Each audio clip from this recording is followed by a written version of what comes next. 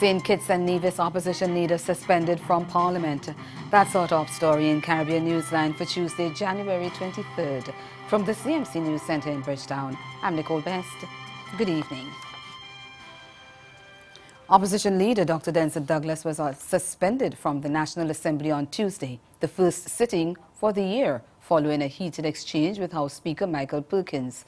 The suspension will last 5 sittings. The exchange came as the opposition leader attempted to respond to an announcement by Attorney General Vincent Byron. He told the House that government had filed a fixed date claim form for the High Court to rule on whether Douglas possessed a diplomatic passport from another country.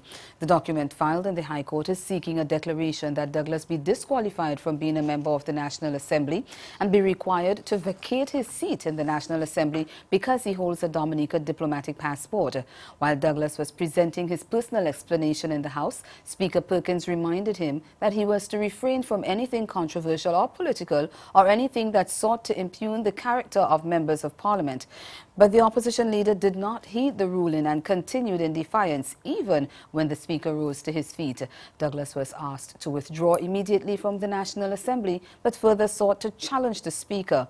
Perkins then called on a member of the government side to exercise the right of naming the member under Section 49(3) of the Standing Orders. Douglas was named and a motion for his suspension was moved and passed. The European Union on Tuesday announced that Barbados and Grenada are among 8 jurisdictions that have been removed from its list of global tax havens following commitments made at a high political level to remedy concerns. The others are the Republic of Korea, Macau, SAR, Mongolia, Panama, Tunisia and the United Arab Emirates. The EU said in a statement they have been moved from a list of non-cooperative jurisdictions to a separate category of jurisdictions subject to close monitoring. The EU said the Council agreed that a delisting was justified in light of an expert assessment of the commitments made by those jurisdictions to address deficiencies identified by the EU. In each case, the commitments were backed by letters signed at a high political level. President of the Barbados International Business Association, Marlon Waldron, says the country welcomes the development. We are elated with this latest news. We always felt that Barbados should not have been on the list. And again, we are happy. This information will certainly add a lot of comfort to not only our members, but the clients and our partners, and by extension all stakeholders, that Barbados has somehow clawed back what could have been potentially very damaging to our reputation. He says what now lies ahead is the battle for the island to stay off the tax haven list. The real test now comes because Barbados, we have to ensure that what we've committed to, we execute and have it done as soon as possible. BIBA, along with other industry partners, we are working along with the government and those who are charged with responsibility in ensuring that we execute on the commitment to the EU. And we believe and we know that this will happen and make sure that Barbados is not included on any list going forward. 9 other countries are on the blacklist, including the CARICOM nations of Trinidad and Tobago and St. Lucia. But last Friday, the St. Lucia government said it expected to be removed from the list as well. The EU has strongly encouraged jurisdictions that remain on the list to make the changes requested of them. It said the tax legislation, policies and administrative practices in those countries result or may result in a loss of revenue for the EU's member states. As a result, the EU warned that it or its member states could apply defensive measures pending the requested changes. Over in Jamaica, there are concerns about the conditions under which people detained in the state of emergency in St. James are being held. Police reported that since the order was issued last Thursday, more than 100 men have been detained. And the president of the Cornwall Bar Association, Stacey Ann Young, said her reports reaching her office suggest that people are being kept in inhumane conditions. The council was there. They were saying that the cells themselves are now over capacity. there were persons in the corridors at the CID office, and that there was also another area that was open to the elements that persons were being held from, I think, as late as Friday or Saturday. Young also lamented that while attorneys have been posted at the detention center on a shift basis to assist in representation for the detained men, they have been unable to get information on their status. And she said there seems to be no clear plan on what is to happen to the detainees. The police ought to know the persons whom they are ready to question or just release. And if they are ready at this time for questioning, we are ready with the services. But as it stands, there's absolutely no system. I don't believe that they even have a list of the persons who are in custody. So it seems to just be very haphazard. There is no information to say at what stage these persons are at. If they're just at the processing stage, if you have not processed them and you want to ask further questions, or you are ready to release or charge. And for most of these persons, I'm told that they're not persons who were taken into custody and operation. These are persons who were probably at Pizza Hut or KFC, and they were just taken, wholesale into the prisoner truck and told they're going to be processed. Meantime, the Office of the Public Defender has started taking steps to intervene in the situation. Arlene Harrison Henry says information is being gathered to guide what action her office takes. I have not received complaints, but we are certainly monitoring what is happening. And you have to remember that we don't have to receive a complaint to investigate something. So this is a matter that is high on our radar and on our priority. Our concerns relate not only to legal representation, but also to the general conditions under which these detainees are being held. I will get a full report and I'll be able to make a more definitive statement on the condition, because we know that we have a problem with overcrowding.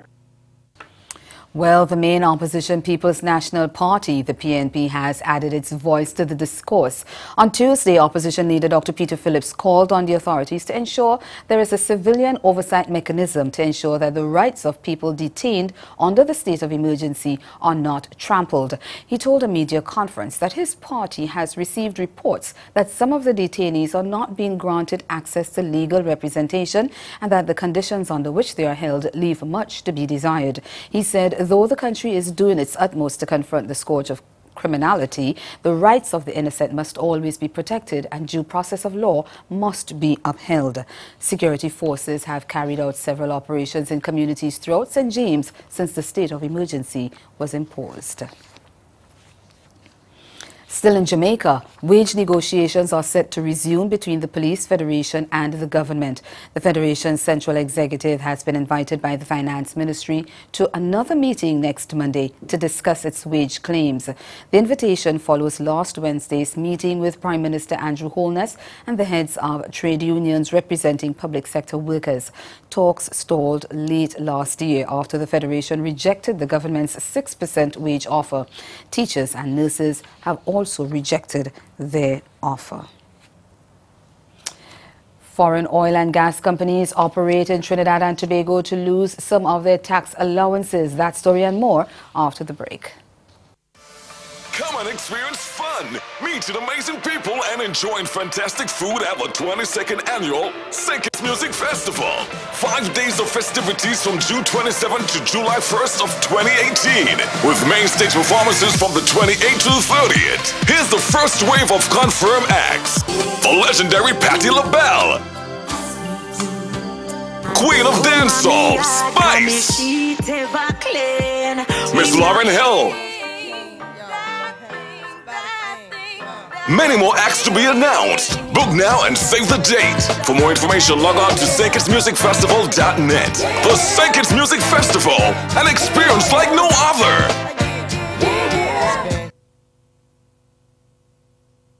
Did you know that a strategy has been developed to help improve the region's education and human resources? You didn't?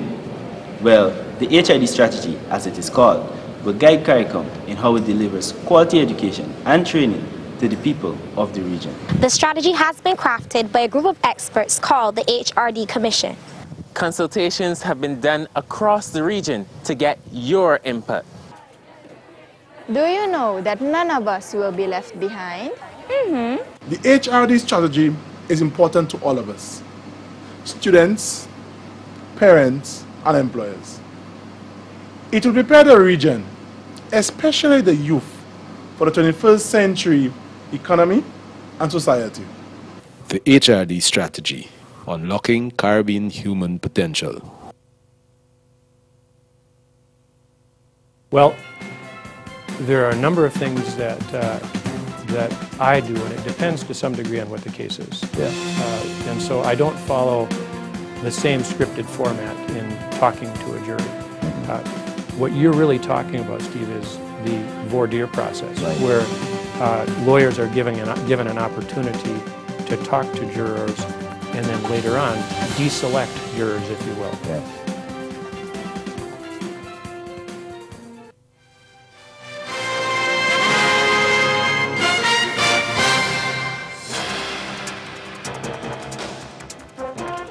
Trinidad and Tobago's Energy Minister Franklin Can says foreign oil and gas companies operating in the country soon won't have as many tax allowances as they do now. He gave that notice on day one of the annual energy conference. Janine Brown of C News reports. Franklin Can says value maximization in the energy industry has for too long been at the expense of the owner of the resources. It's a state of affairs which he warns will not last for much longer.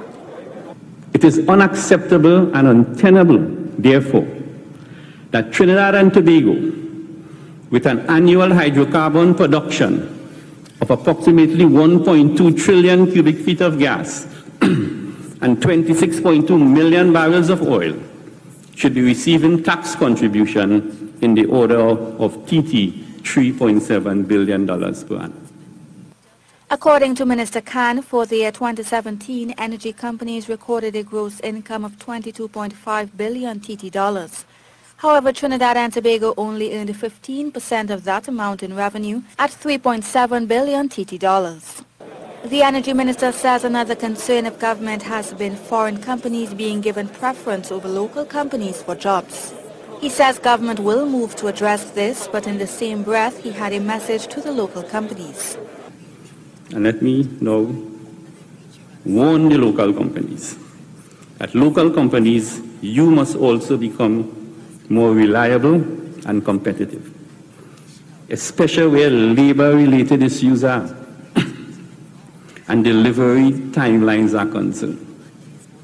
Minister Khan says government has secured the services of an international energy advisor to help them determine how the changes will roll out. They're also currently drafting legislation to address transfer pricing. Guyana's government and the main opposition People's Progressive Party are finally on the same page regarding the future of the country's sugar industry.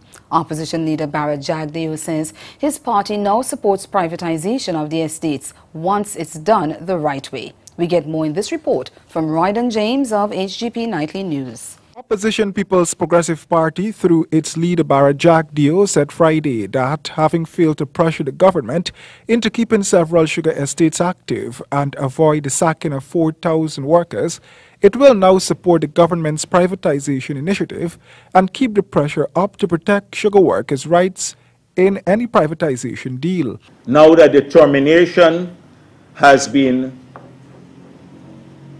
done, we were opposed to it, the closure of these estates, but we will push.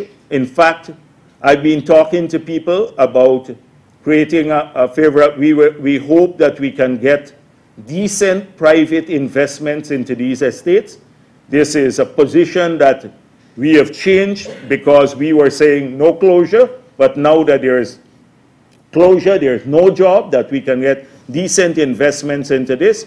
Jagdeo said the PPP will be watching the privatization exercise keenly. We will look at the process clearly.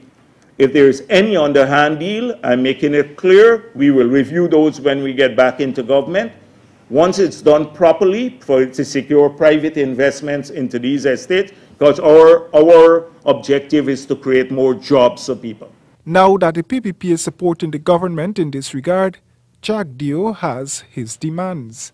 I've already made it clear about the things we support. This We want more money spent on training of sugar workers. We want the land to be offered now, not just some vague promise of land to the sugar workers. We want to ensure that there is more money available for small loans to the sugar workers. We want their severance now. The opposition leader reiterated that once the party resumes office in 2020, the sugar workers would have the good life.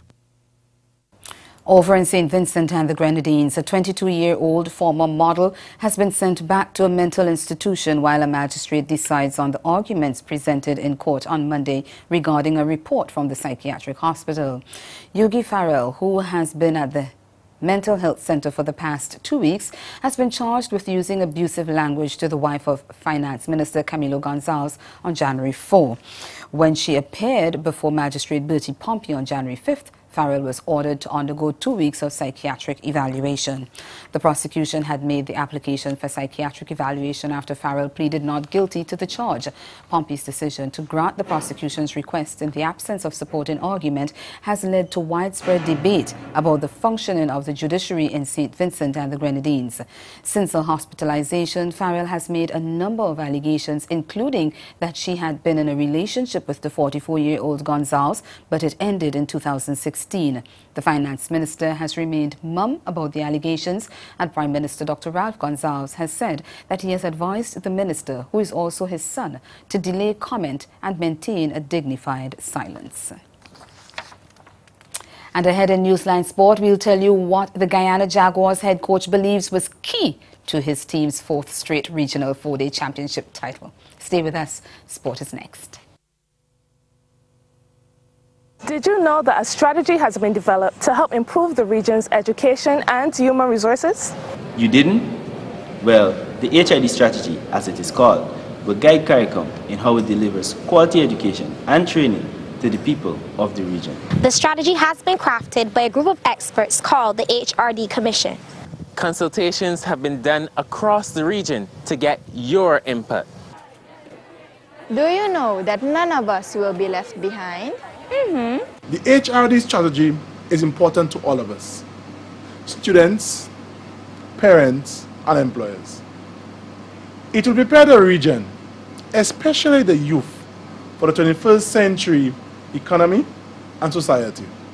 The HRD strategy, unlocking Caribbean human potential. Team Honda Research West is an all-volunteer outfit. No one's getting paid to do this, so it's all fully driven by passion and interest. Proving the Type R a viable racing platform, heady work for the guys and gals who style your Ford and TLX. Victory is always a possibility in a long endurance race, but that's not the goal here. No, Team Honda Research West just wants both Civics running when the clock hits 0. What's the significance of the de-escalation, and did it cease the violence? So the FARC had its origins in the peasants. They actually, initially, before they were the FARC, they were essentially these peasant, independent peasant co-ops in Colombia.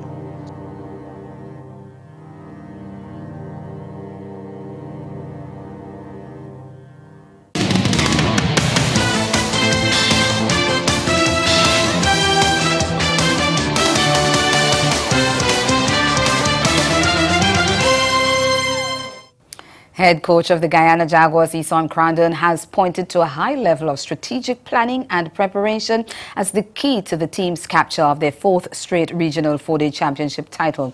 Jaguars won the 2017-2018 first-class title with 2 games to spare when they beat Jamaica Scorpions by 2 wickets at Sabina Park in the 8th round. But they were formally crowned champions on Sunday when the 10-round tournament wrapped up. The Leon Johnson-led side played unbeaten throughout to end on 166.8 points, well clear of perennial challengers Barbados Pride on 114.4.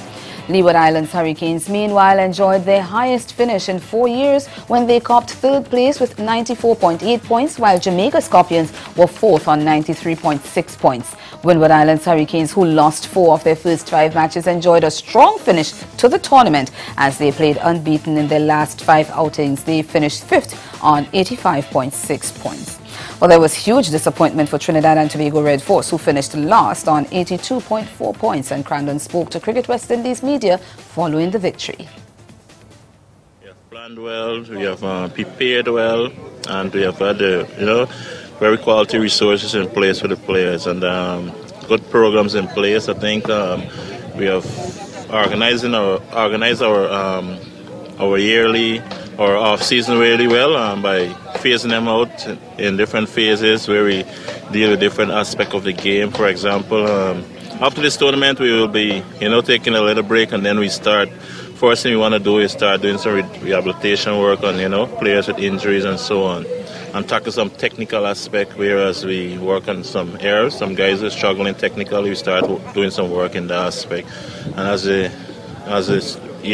it gets closer to competition time, we want to play more games, touch on more specific stuff and so on. Jaguars' latest triumph meant they have swept every edition of the expanded professional league introduced by Cricket West Indies in 2014. Crandon said what was pleasing was that not only were Jaguars winning, but the systems to develop players were also working. It means a lot for cricket, when we're winning and everyone is happy, and that's a very important thing. And our goal is to win every tournament that we play in, and it's gonna help to draw more youngsters to cricket. We're winning, and more guys want to be part of our setup. I think we have a very organized setup here in Guyana. We have some guys coming through nice, our feeder system to the senior team when guys go off to West Indies duty and so on. So I think it's mean a lot to our cricket, and a lot to the cricket board, and a lot to the players and the staff. West Indies on the 19th secured a 9th place spot in the ICC Youth World Cup after defeating Ireland on Tuesday. Batting first, Ireland posted 278 for 8 in their allotted overs at the Burt Sutcliffe Oval. Middle-order batsman Neil Rock top scored with 91, while Hector Terry added 69 and Josh Little chipped in with 24. Left-arm spinner Jivor Royal picked up a 3-wicket for 59 runs, while Guyanese pacer Ronaldo Ali Mohammed had figures of 2 for 31. In reply, the young Windies got past the target with just an over to spare. Half-centuries from Naeem Young, Bakash Yadram and Emmanuel Stewart, and a well-played 46 from Christian Kalicharan helped secure a 4-wicket victory for the young Windies and a 9th place finish in the tournament. Staying with cricket, the International Cricket Council has confirmed that the Vivian Richards Cricket Stadium in Antigua will host the final of the Women's T20 World Cup later this year. In addition, the venue named after the iconic former West Indies captain and batting star will also stage the semi-finals of the November 9th to 24th tournament. The venue is just one of 3 being used, with the Guyana National Stadium and the Darren Sammy Cricket Ground in St. Lucia selected to host the preliminary rounds. The 3 venues were selected by Cricket West Indies through a bidding process late last year, which followed a 12-day inspection tour by an ICC team of 11 venues in October. Kensington Oval in Barbados, which hosted the 2010 T20 World Cup finals, will miss out this time around after the failure of the government and the Barbados Cricket Association to agree on the submission of a bid. Trinidad and Tobago also did not submit a bid, leaving historic Queen's Park Oval and the newly constructed Brian Lara Stadium without matches. Over to football now. Jamaica's under-20 female footballers will be hoping to end their World Cup campaign on a high when they take on Nicaragua Tuesday evening. This is despite them failing to advance to the next round of the tournament, following their 2-1 defeat by the United States on Sunday. Jaden Matthews gave the Jamaicans a lifeline 2 minutes before stoppage time. A strike from Sophia Smith in the 42nd minute gave the U.S. the lead, and substitute Gillian Howell's 89th minute goal buried Jamaica's hope of advancing. Tobago. Here's 2-step overs. Here's the third one. Oh! For the USA! Smith has smashed it over the wall and passed Snyder for the opening goal. 42nd minute, USA 1, Jamaica 0. Jamaica Here's Sade with a very good ball in. Headed towards goal! It's yes! And Jamaica equalized in the 88th minute. A stunning goal here by Jamaica. And it is Jaden Matthews who's celebrating. It was on the cards, and now it's a reality. Jamaica 1, USA 1.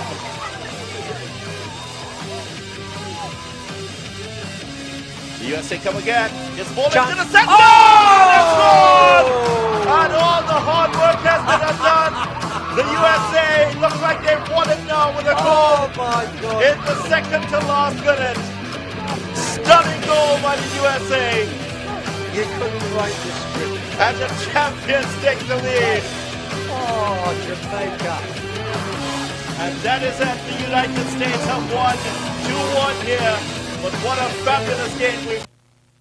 Meanwhile, Canada crushed Haiti 4-0 in what was a top-of-the-table clash with Canada in the second matchup on Monday. A hat-trick from Shauna Flynn and an 87th-minute item from Tanya Boychuk saw the Canadians outscore their opposition 11-2 in the group stage. However, Haiti will still advance to the next round following their victories against Costa Rica and host Trinidad and Tobago. 1-0, and it's Flynn who's back in the lineup. She has the goal. 1-0 Canada. They're struggling with that. Another chance. Another chance. It's Flynn again. And a second goal. Well, 7 minutes gone and Flynn has a double. 2-0 Canada.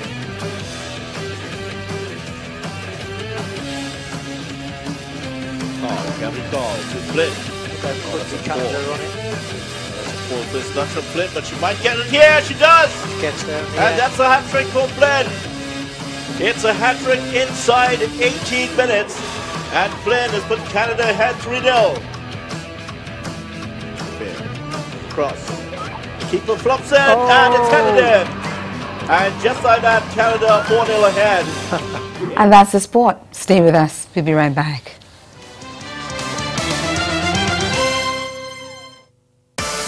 Come and experience fun, meet amazing people, and enjoy fantastic food at the 22nd Annual St. Kitts Music Festival. 5 days of festivities from June 27th to July 1st of 2018, with main stage performances from the 28th to the 30th. Here's the first wave of confirmed acts.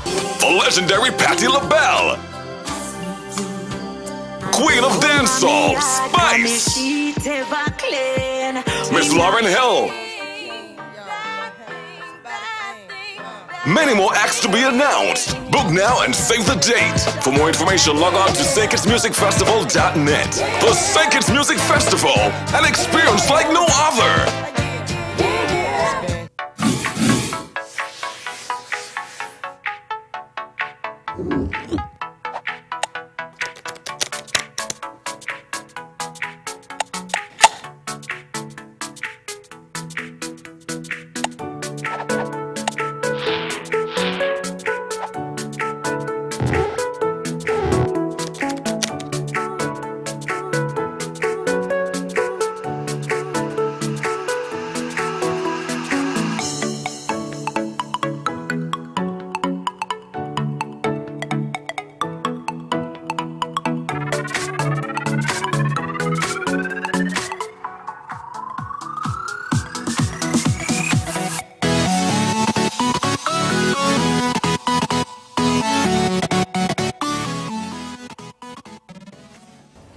Again, the major developments of this day. St. Kitts and Nevis opposition leader Dr. Denzel Douglas suspended from Parliament for 5 sittings after a heated exchange with the Speaker at the first sitting of the year. And in sport, Guyana Jaguars held coach Son Crandon says a high level of strategic planning and preparation key to his sides winning their 4th straight regional 4-day championship. That's Caribbean Newsline. Do have yourselves a good night.